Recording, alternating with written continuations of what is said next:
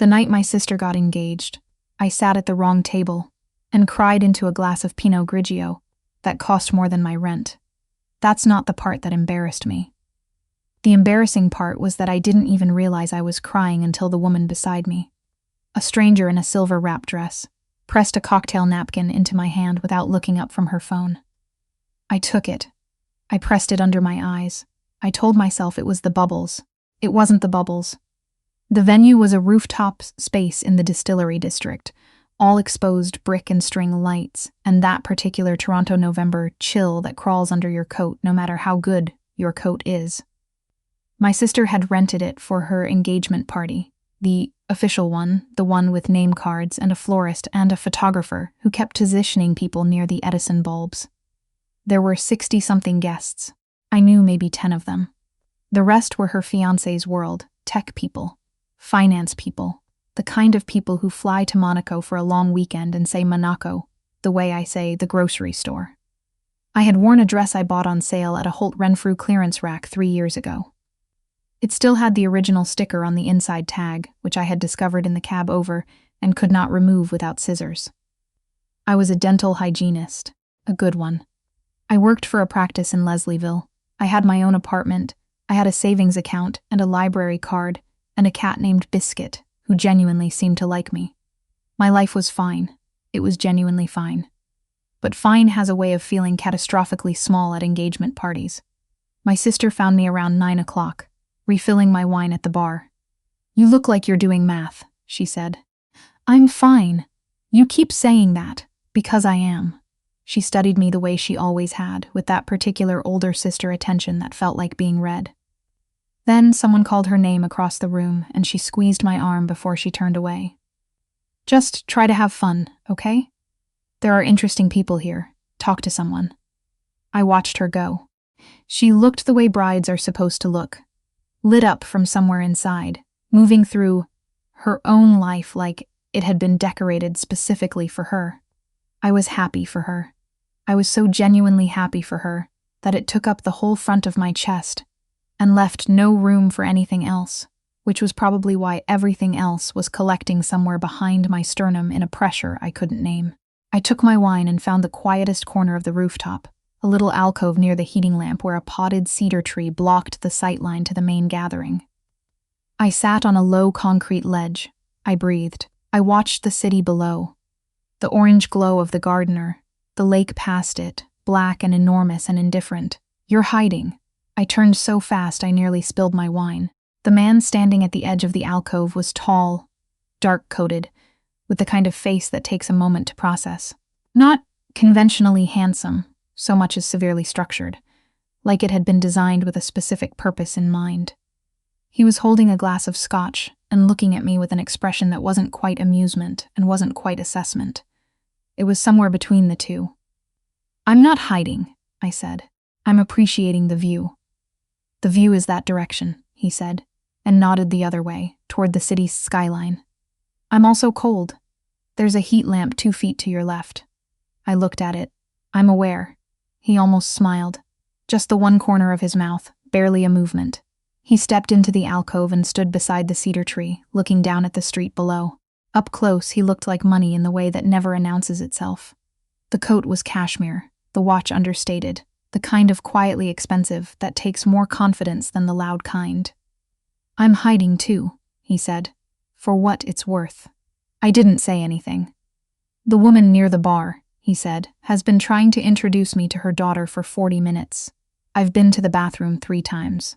Despite everything, I laughed. It came out before I could decide to do it." He glanced at me. "There it is. There what is? You looked like you were carrying something very heavy. You look better when you laugh." It was such a direct thing to say. Not a line, not performed. Just a statement, the way you'd observe that it was cold or that the string lights were nice. I didn't know what to do with it, so I looked back at the city. "Whose side are you?" I asked. "My former business partner's, Sebastian, the groom's cousin. My sister's the bride-to-be."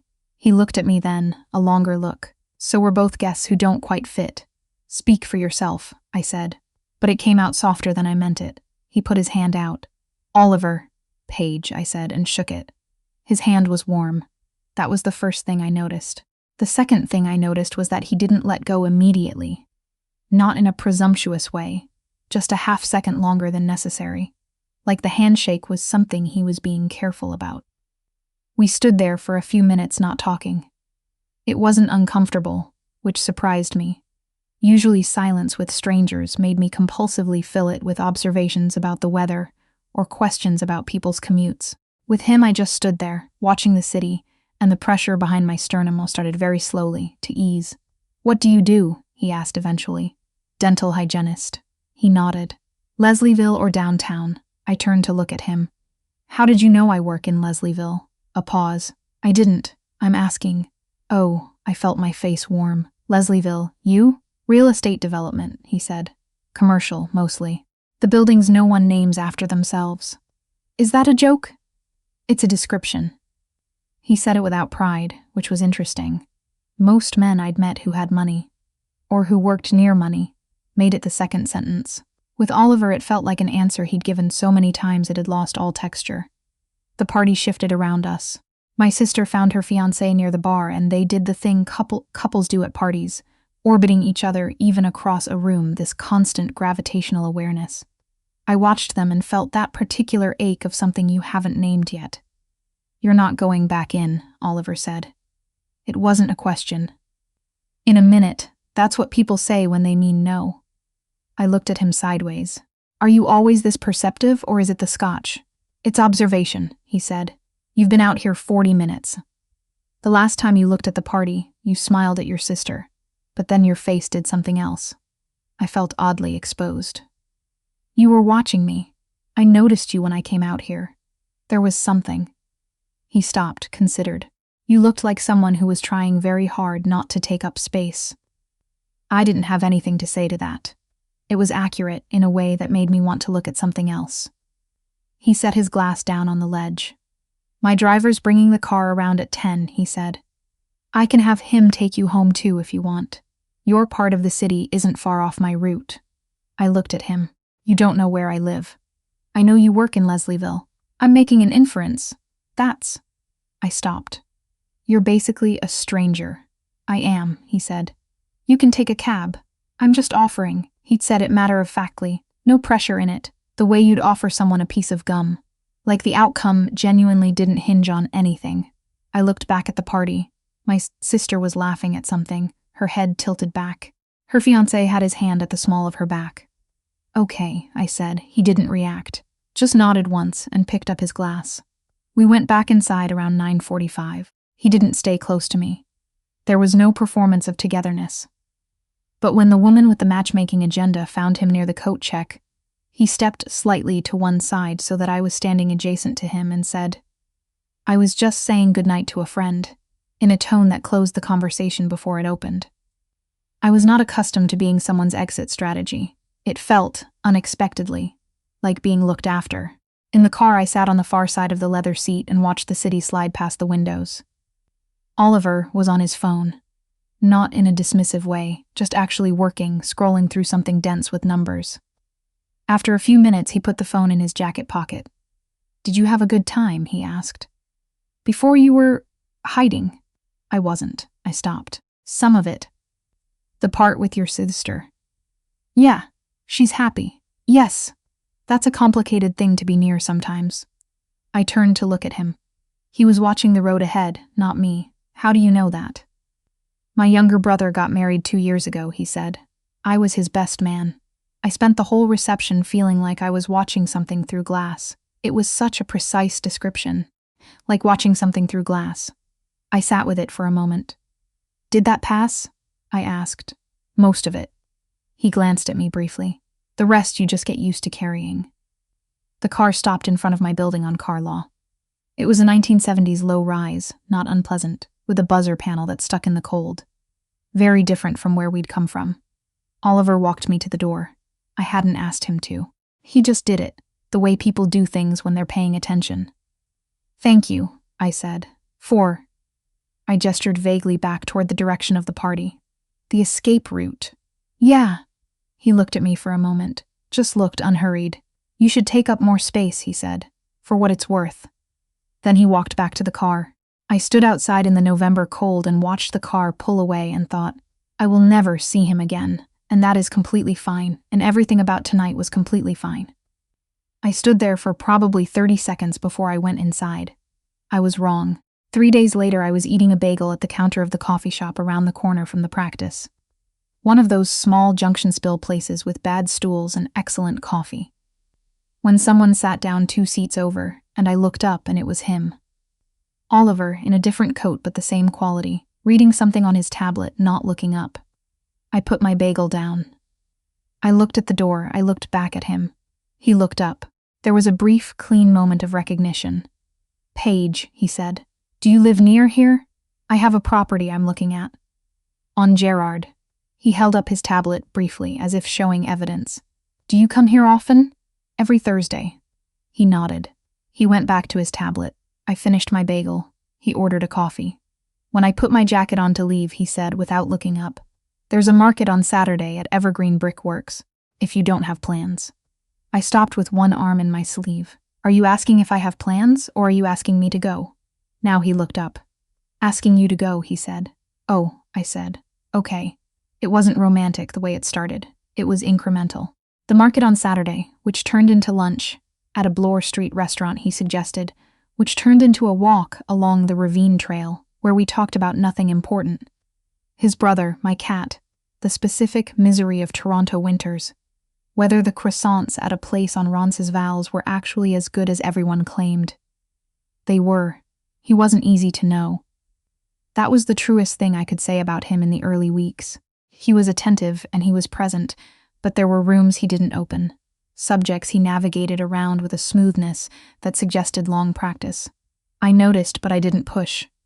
What I did know, he'd grown up in Vancouver, moved to Toronto for university, stayed because the work was here. He had a collection of absurdly good coffee equipment in a condo near the water that was aggressively undecorated, like someone had assembled the function of a home and forgotten the rest. He was quiet in a way that was never uncomfortable. He could sit in a room with me and work, and I could read, and neither of us needed to fill the air. That last part was new to me, and I found I liked it enormously. The first time he came to my apartment, he crouched down to say hello to Biscuit, and the cat, who trusted no one, walked directly up to him and pressed his head against Oliver's hand. He hates everyone, I said. Not everyone, Oliver said. I made tea. He stayed until 10. When he left, he stood in the doorway for a moment, and I had the same feeling I'd had on the rooftop. That he was being careful about something, like he was measuring the weight of the next step before he took it. Next weekend? He said. Yes, I said. In January, he gave me a key to his condo. Not ceremonially, just practically, because he was going to be late from a site visit and had asked me to meet him there. I used it and then left it on his counter when I left. He called me 20 minutes later. You left the key. I figured it was just for that one time. A pause. Paige? Yeah, I want you to have it. I sat on the edge of my bed with the phone against my ear and tried to remember the last time someone had said something that small and meant something that large. Okay, I said. Okay, he said. The hard part started in February. I found out by accident, the way you find out things about people that they weren't ready to tell you. There was a meeting at his condo, something that ran long. 2 men in expensive suits I'd never seen before. And I came in with coffee from down the street and caught enough of the conversation before the door fully swung open to understand. There was a deal gone sideways, a development project, something about a partner and liability, and a figure with enough zeros that my whole concept of financial stakes rearranged itself. They left. Oliver stood in the kitchen and said nothing for a moment. How much trouble are you in? I asked. He turned around. His expression was the one I'd learned to recognize as him deciding how honest to be. Some, he said. Oliver, significant, he said. But containable. My lawyers think. I set the coffee down. I sat at his kitchen island. Tell me. He was quiet for a long moment. Then he sat across from me and told me. Measured. Organized. The way he did everything. But I could see the effort in it. The places where the control was costing him something. A commercial development in Mississauga. A partner who'd made decisions without his knowledge. A dispute over liability that had been quietly metastasizing for 8 months. He'd been managing it alone. He'd been managing everything alone. Why didn't you tell me? I asked. I didn't want it to become your problem. I'm your girlfriend.